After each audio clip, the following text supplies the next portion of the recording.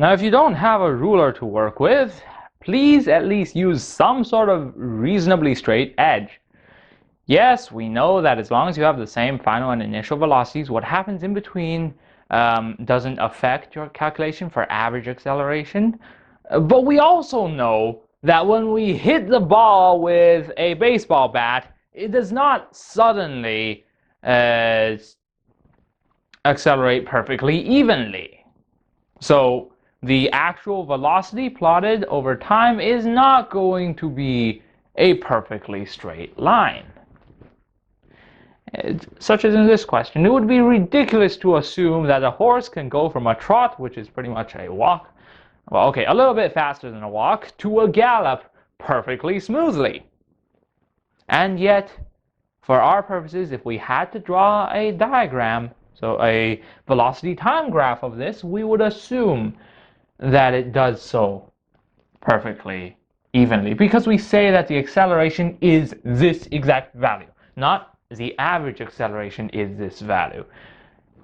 Even if we did say the average acceleration, we would still assume it was a straight line on a velocity time graph, which, well, as anybody who has ever gone from a walk to a run will tell you, is ridiculous.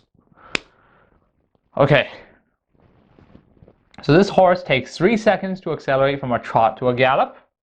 The initial velocity is that, the acceleration is this, and what is the racehorse's velocity when it gallops?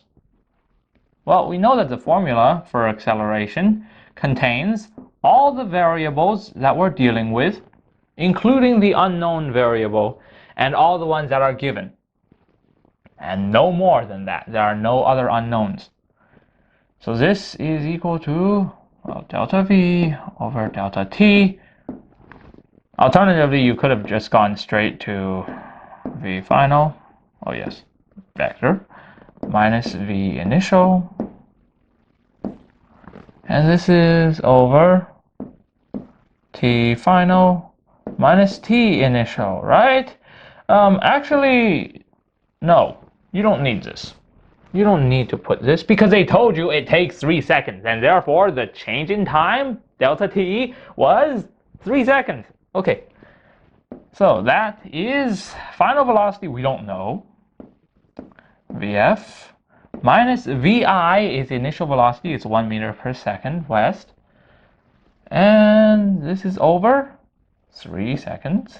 And average acceleration is 2 meters per second squared. Therefore, Vf minus 1 is equal to 6. Thus, Vf is equal to 7. This is meters per second.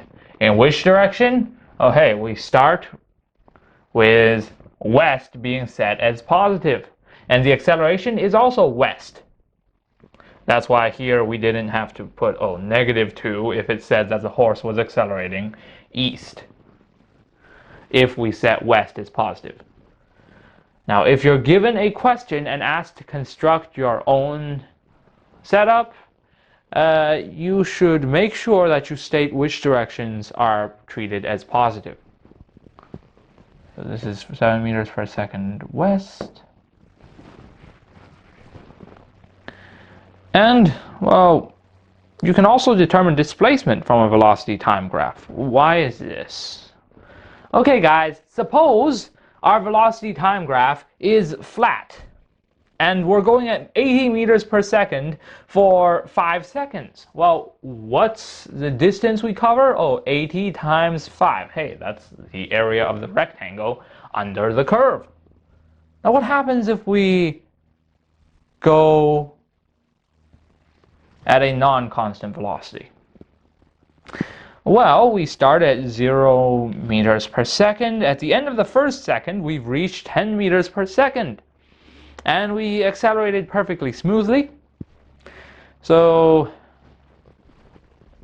the average is 5 meters per second, the average velocity for that time. And it was for 1 second. So we covered 5 meters. Hey, guys, isn't that just 1/2 base times height, i.e. the triangle here? The little triangle? Well, the area under the velocity time curve, or rather between it and the axis, and you will have to subtract for parts that are below the axis. So there's positive area and negative area. If you add all those areas together, positive and negative, i.e. subtracting the negative parts, you end up with a displacement. So say we went forward 80 meters per second for 5 seconds, and we went backward at 60 meters per second for 5 seconds. First of all, you'd end up with two disjoint lines. So one up here and one down there. And, well, you'd obviously have to subtract the amount you went backwards when you're calculating displacement. Because that's like saying, oh, I went 3 steps forward and 2 steps back. How far am I from where I started? Obviously, 1 step. Now, if your initial velocity is 0, we have some equations here. Now, these and the graph are missing some parts, so we should fix them. Well, what parts are we missing?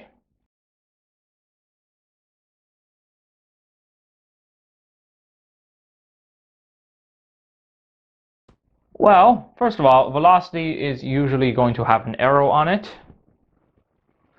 And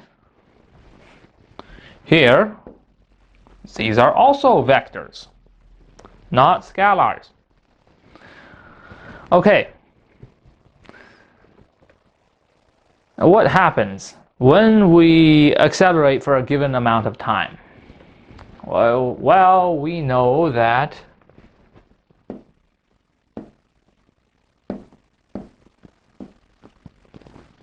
as you can see, the abbreviations for average may vary. V final minus V initial over delta t. Now, if your V initial is 0, you cross that out. And you move the delta t over. So you multiply both sides by delta t, if you like to think of it that way, and you end up with this. Now the V average, the average velocity, is going to be V final plus V initial over 2 if you have constant acceleration.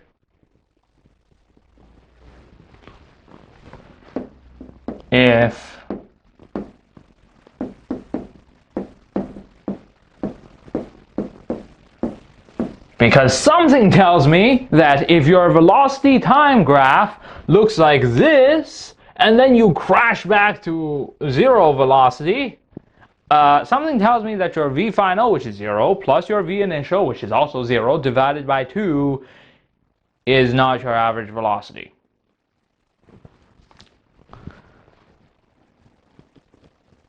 So that is why your acceleration, i.e. the slope of your velocity, has to be constant. It has to be a straight line on the velocity time graph. The acceleration time is going to be a flat line, i.e. a constant value. Now the displacement is equal to 1/2 ax t squared. Why is this? Well, we know that this is, when we combine this formula here, which is that the final velocity is equal to the average acceleration in the x direction in this case.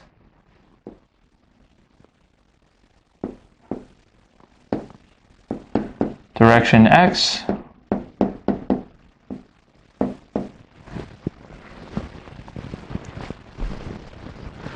Why is direction x important? Well, when we're talking about walking around, we tend to try to not fall down the stairs, for example. That would be, well, a second dimension to our problem. If we have multiple dimensions, we are going to end up with separate displacements that we calculate, and then we merge them all together. So,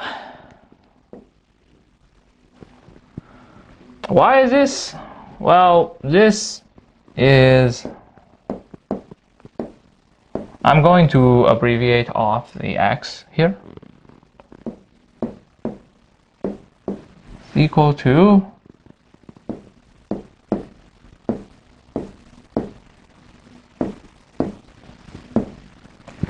final velocity because the initial velocity was 0, as shown here. And what happens when we have the final velocity multiplied by the time? Well, we end up with the final rise multiplied by the whole run. But if this is a triangle, so we can't just have base times height, we have to have 1/2 base times height. That's the area under the curve. Now this is our old formula for V average. The average velocity. The total displacement over the total amount of time taken. Now we see that it is, wait a second, we just said that the displacement was going to be this. So we could put that in here and we would end up with 1/2 AT. Please note that sometimes you see the delta abbreviated from T, as in the case of this formula here. So don't be too surprised. The big difference is in semantics. Delta T is a change in time, whereas T is just time. We assume that the process begins at time 0. Whereas delta T does not assume this. So we end up with 1/2 acceleration multiplied by time for V average. Why does this work? Well, hey guys, if we take this off, so V initial is 0, what is this? Oh hey, looks familiar. A average, or just A, oh yeah, vector, multiplied by time for V final. We can cover these equations in greater detail somewhat later, but what happens if our initial velocity is not 0? Well, what ends up happening is that we make a trapezoid. Like say this. This whole area under the curve is our displacement. We should do this.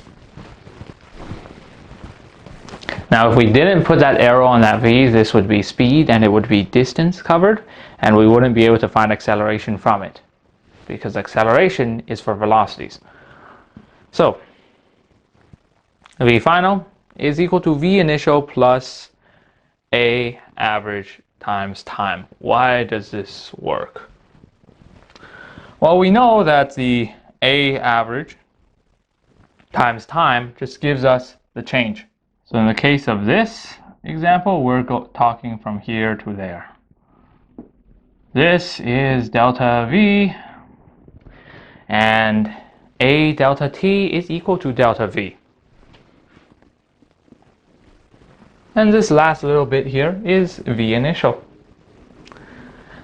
Now, the average velocity is still the average of the final and the initial velocities. So you add them together and then you divide by 2. But the displacement, we end up with this. Why? Hey guys, we just chop this shape up into a rectangle and a triangle. So that is, well, this rectangle down here is V initial